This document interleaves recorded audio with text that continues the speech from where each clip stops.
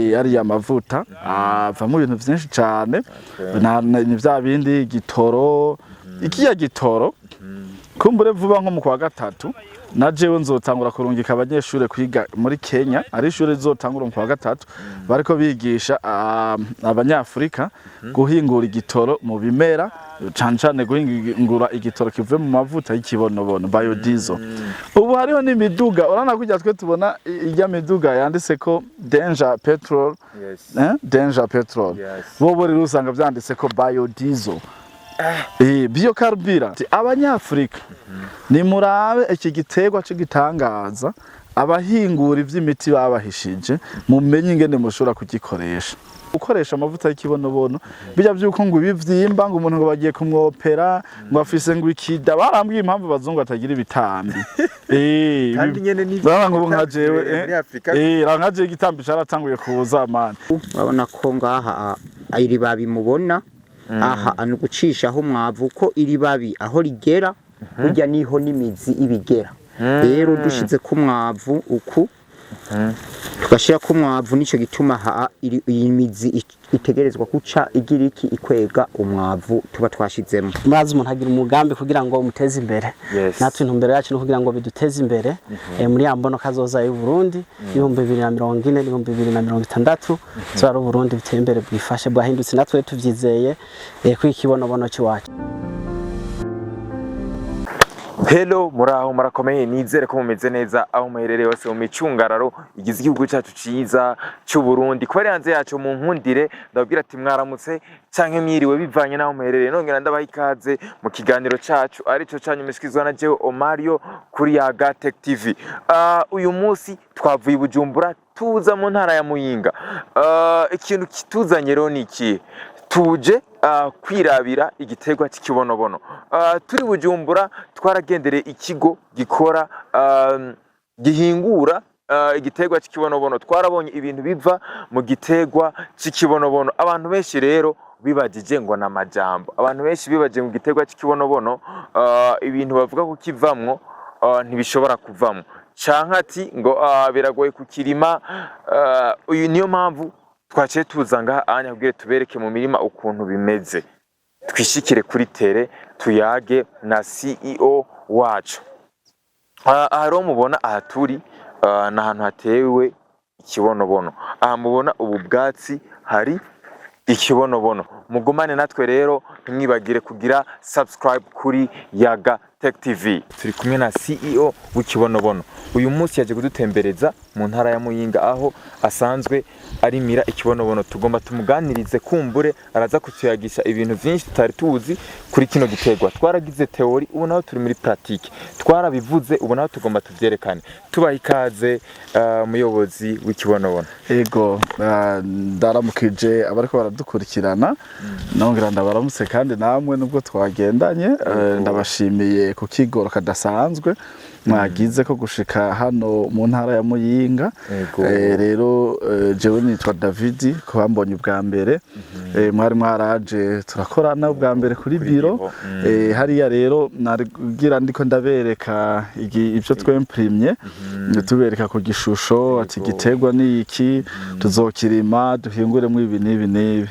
Rero ndibuka mu makomantere hariho abantu bandika bakavuga ngo uyu muhungu aguma twereka ngo asigurira ibintu ngo ku bintu by'emprimye ntiyigera twereka imirima.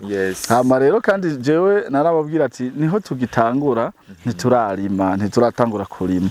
Burya rero hano turi nari naje kugira ngo muri uku kw'icumi na rimwe niho twarimye muri uku kw'icumi na kabiri turatera.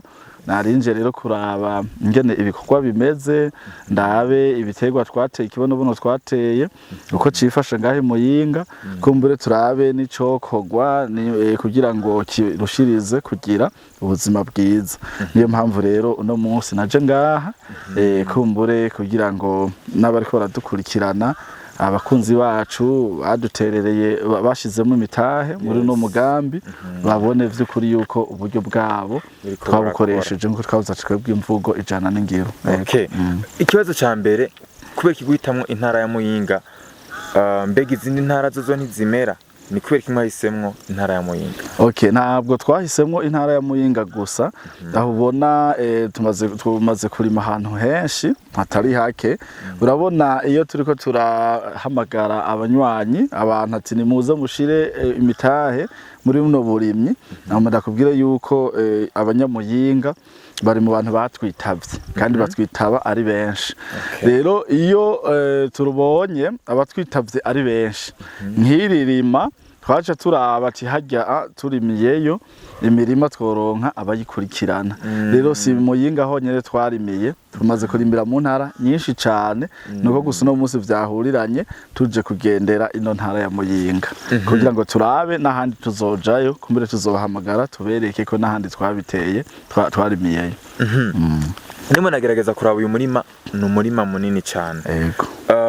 Ikibazo cangira mbega ni izihe mbogamizi muhura nazo, kuko dusanze ibitegwa vy'ikibonobono bikiri bitoya, ni kubera iki bitari ngo birakura ku rugezo runini? Mbega abantu bipfuza kukirima bobo ntibibaze ko zavura giteba, ko abarundi twipfuza ibintu binyaruka. Okay, mfatiye ku kibazo mbajije, bisanzwe ikibonobono kitanse ntikirenza amezi 6, uko vyoba vyagenze kose ntikirenza amezi 6 gusa. Nko ngaha nubwo bikiri bito, Imuyinga twateye dutevye. Ahantu twateye ubwa mbere twanyarukije ni mu Cankuzo. Mugabo rero urabona, nibaza ko ngira ngo murabona ko turi kumwe n'abagronome, turafise n'ahantu bagomba bikurikirana ngaha, mwabonye bariko barapompa. Rero ubu burimyi buracari bushasha, kandi n'imbuto ziracari nshasha, sivyo? Kandi n'isi umva turacari mu ntango.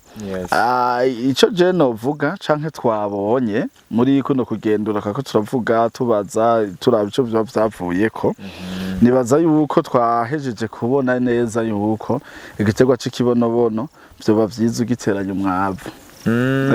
Kuko ahantu nubwo mwabonye ari hanini ntitwateranya umwavu.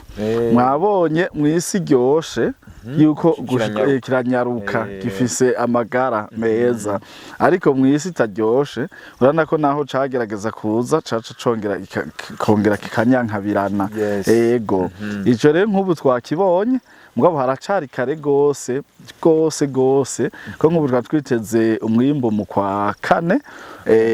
Ego mu kwa 4 twabajije abagronome baratubwira ati mukwakwanije mukarondera umwavu umeze gutya na gutya na gutya, nta ngorane n'imwe hogira ayo mezi ceze no mwimbu mukeneye mwamaze kuronka. Ubu rero nico catumye mpaguruka hashika ngaha. Rero ndabibonye nibaza yuko muri kibonobono gushika ubu nta mbogamizi z'uburyo cane. Investisseur barabonetse, no kuri barabonetse, n'abandi bose basigaye inyuma nabo nyene baze. Yambona kazoza president yatubwira 2040 2060 twishike kwa kirikare. Yego, mu bisanzwe urabona nk'aha hantu nk'uyu murima ni munini cyane gose, barabona ku makamera. Kandi turavye nk'uburyo aha vyadutwaye n'uburyo buke cyane. Yego, n'iki kibazo cyo c'umwavu, nk'ubu amahera y'umwavu naramaze kuyarungika. N'iki kibazo c'umwavu naco nyene ubu twaramaze kugikemura. Nibaza yuko tuzosubira kugaruka tubereka bigeze nko ngaha, dusubire tugaruke tubereka yuko tuko turamura birashoboka. Rero kandi uravye uburyo twiteze kuronka bivuye nko muri no murimo ungana gutyaye, dufatiye ko twakoresheje ni inyungu yibereye aho, n'ubutunzi bwibereye aho, ni zahabu yibereye aho abantu batagomba gucukura. Yego, n'utwaravye umurima kenshi ukenera amazi, ukenera kugumuvomerera. Mbenga biraborohera kuguma muvomera yuko isi y'u Burundi igira amezi y'urushana ndetse n'amezi y'iciyo mugeze mu ci bigenda gute? Mbega ho nyamba mugitangura mutari bwashike muci mupanga ko bizogenda gute? Iki kiracari gihe c'imvura, hanyuma nkaha nahashitse namaze kubona aha amazi ari. Hanyuma nta kindi kiba gisigaye, na mu byo tugiye nako hari abo turi muri biro, twamaze kubona igikenewe. Tugiye hariya tuzobibwira abanywanyi, ubu turi benshi, kumvire twiteze n'abandi inyuma buca baza. twakira abandi hama tuvugane turabigikenewe hano tuzoca tuduza amazi tuzoduza amazi naho uburyo bwa forage systeme ya forage yoteba ariko ntizoteba tuca tugenda tubiharure tubishire muri devi kugira ngo mu gihe vyohurirana n'igihe cici imvura igacika uyu murima tuzoca tuvomera ntitwowuheba ungana ukurana ko ari ahantu hanini twabonye abakozi bapompa udukoko mbe kino gitegwa kiri mu bitegwa navyo nyene vyibasigwa n'udukoko cane twarababwiye yuko igitegwa c'ikibonobono turya dukoko twona imirima umva tukibonye turaryoherwa rwose no kuza kucona igihe nako ndavuga yuko gikingira imirima ni kuvuga aho kiri akamoto kacu ahubwo agahamagara udukoko wewe rero upompa wihutira cyane gupompa kugira ngo wice utwo dukoko yego abantu benshi twikora kiganiro ca mbere babonye iry'amashini baravuga ati uyu mugabo none ko ari ngatwereka ibicapo vy'imashini iyi mashini azahavura yironka ubu naho mukatubwira yuko aba investisseur babonetse mbega harabonetse babandi bashobora kugura iry'amashini ku buryo nimwimbura muzoca mu bihingura bye bintu twabonye nk'irya karubira na bijya bindi vy'imiti ishobora kwica udukoko turi kubitegwa abo ba investisseur nabo nyene barabonetse cyane nabo nyene baracakenewe aba investisseur bo baracakenewe kuko uyu umugambi w'igihugu wabwirizwa ko umugambi w'igihugu urabona gushikino turi mu bihe bigoye byo kuyunguruza igitoro kiragoye bisaba uburyo bwinshi hanyuma rero aba investisseur nivyo nakunda kubwira tino baracakenewe kubera saha gusimuyinga sizi hegitari nkeya mwabonye narakubwiye yuko dushaka yuko uburundi bwose abantu bose borima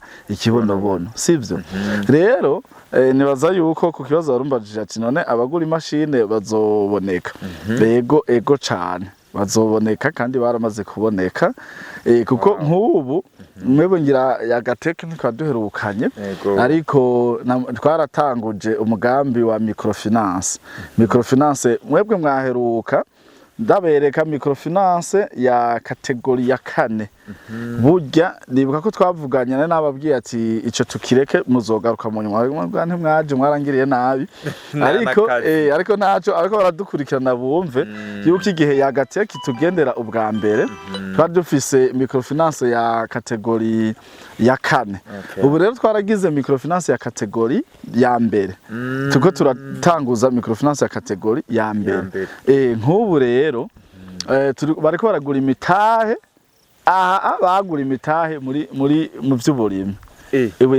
ibihumbi 6 mugubu bariko baragura imitahe muri microfinance umutahe umwe ni ibihumbi 250 kandi nagomba mbwira bariko baradukurikirana bumve yuko nk'iyo mitahe barayirembeje iri no mu guhera ego je nibaza yuko abataravyumva ivyo turimwo bashobora kuraba mu bimenyeshamakuru tumaze imisi dukorana canke bumvirize radio buntu radio PJ Classic FM radio Indundi Culture imenyeshamakuru nka Roy TV Agaciro Media noneho namwebwe muce muvyumva kuri abadukurikirana kuri Yagateke yuko hari amahigwe ya microfinance yitwa Maka Microfinance Agricole Kibonobono yashizweho n'abanywanyi ba Kibonobono mu ntumbero yo guherekeza abarimyi uwo wese azoba yifuza kurima Kibonobono n'ibindi biterwa kugira ngo dushike kuco natwe twifuza umurundi ahaze umurundi aguwe neza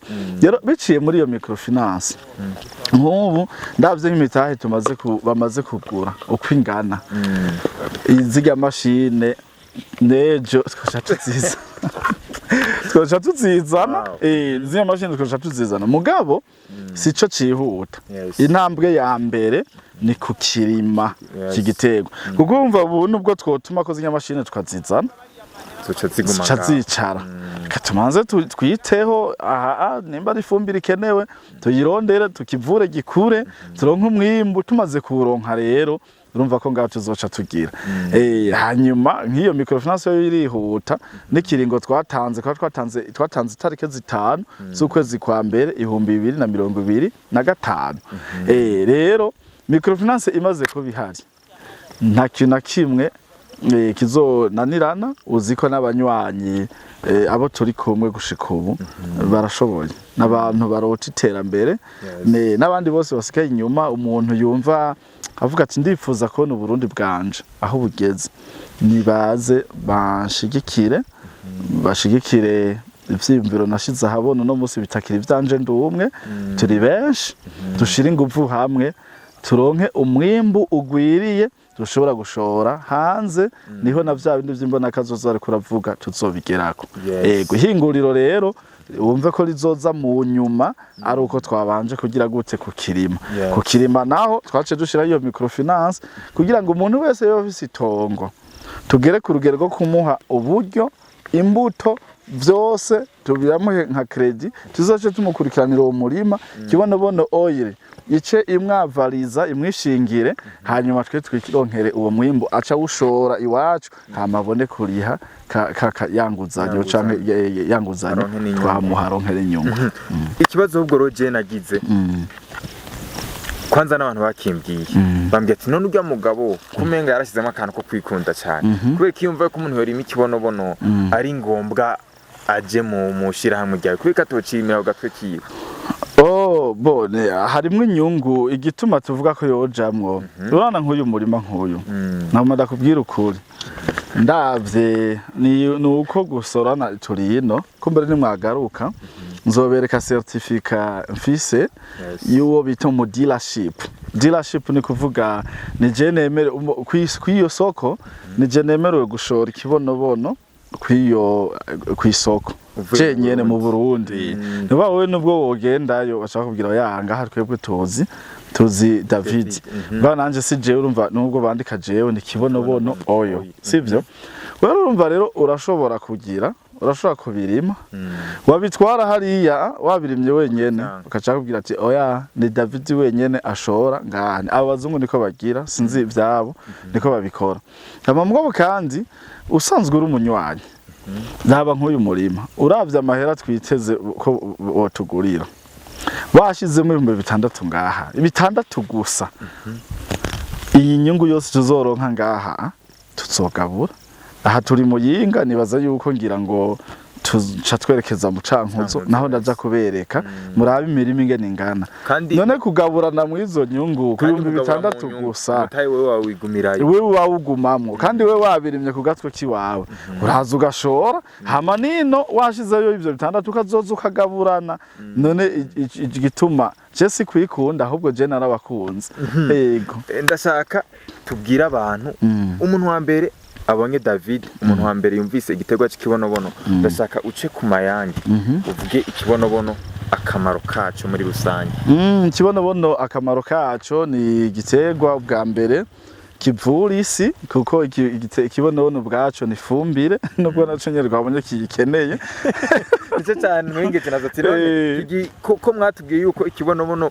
ushobora kugikoramwo umuti wica udukoko nibaze ko nimwacimbura ntibuzosaba urya muti oya urya aserukira ahagarariye ibintu bikorwa hano mu ntara Muyinga twe tuvyita metropole Muyinga kurana ko intara zahindutse muri metropole ya Muyinga hari jambo avugiye ngaho avuze ati nta kintu kimwe kidakenera intabire ati kubera n'umuntu iyo ajya nabi aragwara bwake rero hanyuma nako ndavuga kiravamwe ifumbire kirakingira imirima nakwiye ko kiryohera udukoko bigatuma warimye wimbura imbuto zikomeye zimeze neza cyane cyane kuri bajya bagwiza mbuto ikindi kintu ni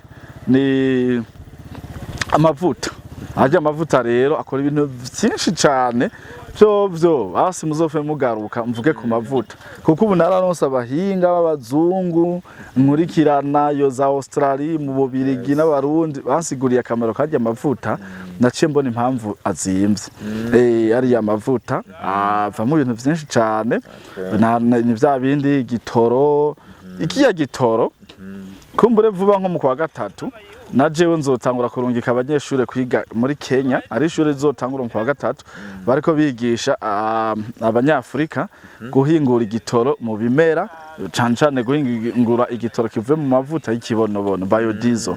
Ubu hariho n'imiduga urana kujya twe tubona ijya miduga yanditse ko danger petrol, danger petrol, bo rero usanga vyanditse ko biodiesel, biocarburant rero nk'ico gitoro. Hanyuma kandi na ya miti rero ipompa ibiterwa ni mu ncamake, ubundi bwo byinshi bica biva mu mavuta ama lubrifiant y'amavuta y'amamoteri, kwisiga, gukuza imishatsi, bwanwe ingohe, ibiki ibintu gukora lavement. Nk'abantu bari mu Bubirigi barambwiye ati nta pharmacy nimwe y'Iburaya itabira mu mavuta y'ikibonobono. Natwe twaracerewe n'amajambere. Abazungu uwo muzungu nkurikirana muri Australia ubugira azondondera ndamuhe atahura nk'icongereza ndamurukira iyo video. Asigura avuga ati abanyafrika ni murabe iki giterwa cy'igitangaza abahingura ivy'imiti babahishije mumenye ingene mushobora kugikoresha. Ni kuvuga kirafise n'imiti kiravamwo imiti myinshi cyane no ngaha abarundi baragikoresha. Gusa vyari vya kera. Twebwe abazungu baje baratubujije ko tubandanya ubuvuzi bwacu, ubuvuzi bwacu ubuvuzi kama baje bavuga ko ari ubushenzi ko ubikora atazobona Imana atazoja mu ijuru. Turabihagarika cyatuma tugura irya miti yabo igize ijya turayinywa ikadukiza ikatudusubiramo kandi kavirisi mu kindi gihe tukaca tongera tukagwara tukaca dusubirayo kandi kuguma tugura gutyo kugira bagume babisohora. Mu gukoresha umuti w'ikirundi kama cyo gitumubona aba bana bubu abavuka ubu ntibakomeye nk'abanje abantu ba kera ko bajya bo bakoresha imiti kirundi mwana bari byo bitanda bari kwiyinama bakoresheje ibyo vyatsi nyene cyane ikibonobono kiragira lavema kikoza mu nda nitwabisigura uzokumva yuko ukoresha amavuta y'ikibonobono bijya byuko ngo ibivyimba ngo umuntu ngo bagiye kumwopera ngo afise ngo ikida barambwiye impamvu bazungu batagira ibitambi. Kandi nyene ni ngo nka jewe rangaje igitambi caratanguye kuza man urumva barambwiye ibi byose ico bivako bijya ngo mama ugasanga baravyimvye bafise uruda runini barambwiye ico bivako ni kwera tutagira lavema tugenda na toilette tutigera twoza rero aya mavuta niyo bakoresha mu koza aya munda bijya bintu byose dupakiramwo ibintu bitagira kamaro amasumu ububuye bihuriranye n'amavuta ngo y'ikibonobono ni twende bica bisohoka nivyo rero abazungu bakoresha naco gituma ayo mavuta azimvye. Tutibagirana vya bindi nakubwira yuko hariyo n'abayisiga bizera ngo ibintu vy'imigisha ko baca batera imbere. Yego nikibonobono cisize amavuta yacu aca gutera imigisha. Ari mama yambwiye ati abarundi ntibagira ibintu saba konesere ati jewe mba mu Bubirigi nkongera nkaba muri Florida muri Amerika. Tino rero hari amahiganwa y'abantu b'ubwiza tabo rero baje muri ivyo vy'amahiganwa y'ubwiza n'abantu batahuye ibanga ry'amavuta y'ikibonobono. Yego twebwe aya mavuta batunga ikintu ngo akuza imishatsi baba yavanze n'ibindi bintu urumva ntaba ari original tereke ati rero ubamenye ivy'ikibonobono ati abo bagore mwe nawe nibo uzosanga muri ayo mahiganwa y'abantu b'ubwiza ati n'abantu b'abakoneseri yagikoresheje uko. Reka nyagishe umu agronome nawe ndamubaza ibijanye n'indimo. Reka ndabashimire cyane. Yego ndabashimire nongera nshimira nabaza kudukurikirana kuri Agateke bumve yuko tuko turagira microfinance ya première catégorie bazana umutahe 250 inimero murarishirako ngaha hanyuma badusange hahandi nyene niho turi murakoze. Kotebu ogenda babwiye hepfo ya Kotebu hagati ya OK Bazar na hagati ya imbere ya OK Bazar harabana gatoya hariho etage ya gris hajya uhashitse turi muri biro y'102 gusa vuba tuzimuka tuzomanuka hasi ko kare twari hejuru. Yego nimero ubwo nimuzigire ko vyo nimero baturondere kuri 79 amajana 40 amajana 814 iyo ni WhatsApp. Twakiriye ubu naho agronome ajejwe uyu murima tugomba tumuganirize atubwire uyu murima ukuntu wifashe. Tubaramutsa cyane agronome. yego cyane murakoze. Mwidondora abarimwo baradukurikirana kuri Yagatech TV hama mubwira ko munatwereka uyu murima ukuntu wifashe. Yego jewe akazina kiwanje nsanzwe nitwa Habyarimana Muhammad, nkaba ndi moniteur agricole nkorera ku mutumba w'Imunagano, nkaba ndimo ndakurikirana ibi bikorwa bimo birabera hano hantu c'igiterwa c'ikinobonobo. Yego twe twasanze iki giterwa c'ikinobonobo kuri mutumba gishobora kuhaba cyane bivanye nuko kitanahamenyereye, kuko dusanze iki kinobonobo kishaka kironke umwavu ukwiye, kuko turabona ko hariho intuzeyi amababi amwe yashoboye kumera nk'ayipfumbata, ariko dushobora gusanga ari umwavu muke, ari naco gituma ngaha dushobora kongera ku mwavu ari uko twobikora uku. Urabona ko ngaha iri babi mubona aha anugucishaho umwavu ko iri babi aho rigera burya niho n'imizi ibigera. Rero dushize ku mwavu uku tugashira ku mwavu, nico gituma iyi mizi itegerezwa guca igira iki ikwega umwavu tuba twashizemo. Rero tugasaba ko ngaha kubera imvura ishobora gucika vuba, gusaba ko mwashobora kurondera uburyo ho no kwega amazi avuye epfo ku mwonga akaduga kugira bafumwe baza baravomeza amazi azanwe n'iki, azanwe ni moteri. Rero kandi byofasha. Yego igiterwa cy'ikibonobono ni igiterwa gishobora kwama ahantu hariho hose. Yego igiterwa cy'ikibonobono gitegerezwa kwama ahantu aha hariho hose, bivanye n'iki, bivanye n'umwavu kandi bivanye n'ubusi. Kandi turasanga ubusi bwose ni nk'ugupima kubera kidasanzwe kihamenyereye, kuko tubonye iri totahara ryaco turashobora kubona ko n'ubu busi kizobako. Kuri kano gatumba muramaze guhimiriza abantu kukirima canke murindire mubanze mukirime hama musarure kumbure muze mubere ku musaruro hama nabo babonereho kukirima? Ego turindiriye tubanze tubone umusaruro, ariko tugaguma duhimiriza ko umwe wese yoca yijukira kugitera kugira kizonagwire k'uyu mutumba wacu.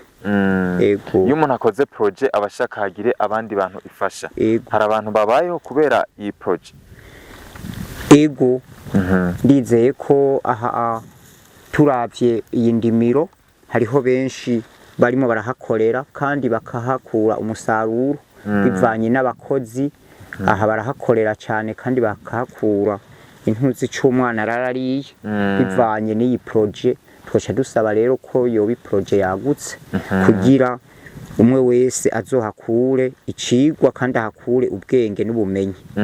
Yego ndagushimiye cyane. Yego okay murakoze.